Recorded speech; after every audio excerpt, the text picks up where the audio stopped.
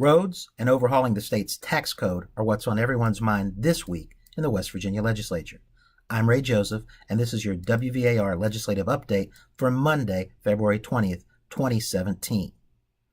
Last week was the first full week of the legislative session and a very busy one. On the WVAR side, the Leadership Academy was here completing Module 1. Here are a few highlights from their visit.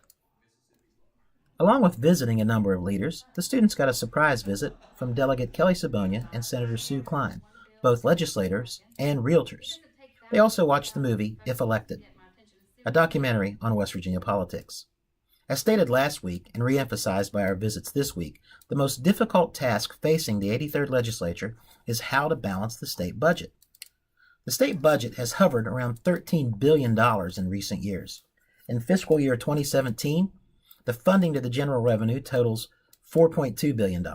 Lottery funds are at $420 million. The state road fund is $1.3 billion. Special revenues total $2 billion, and federal match is at $4.8 billion.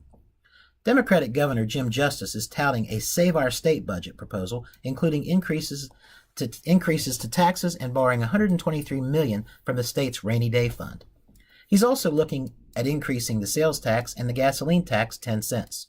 Justice is taking his message to the people, asking for help convincing some of the knuckleheads, in his words, to pass his budget.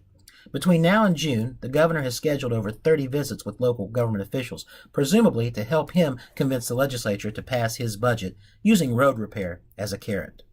In the Senate, Senate President Mitch Carmichael said it's disappointing the governor is looking to raise taxes on hardworking West Virginians. We believe that this is the wrong path.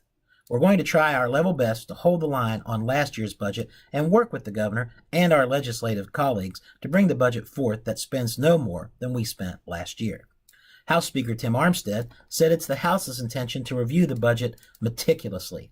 We intend to review every line item in this budget and find whatever savings we can make. We will not be afraid to challenge the status quo and cut bureaucracy in Charleston. Currently, 577 bills have been introduced in the House and 356 in the Senate. We're currently watching 11, including Senate Bill 335, introduced today. Under current law, those that provide professional services are exempt from collecting sales tax on those services.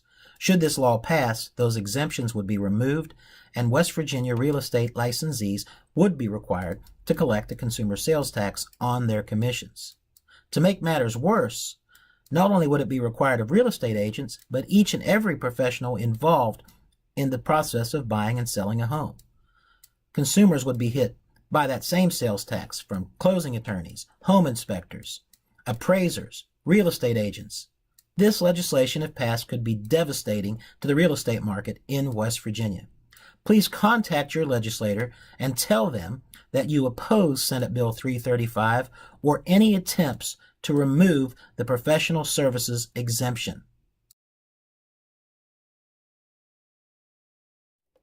Remember to receive these legislative updates on a weekly basis, as well as other news and stories about the association. Subscribe to our West Virginia Association of Realtors YouTube channel. And as always, thanks for listening.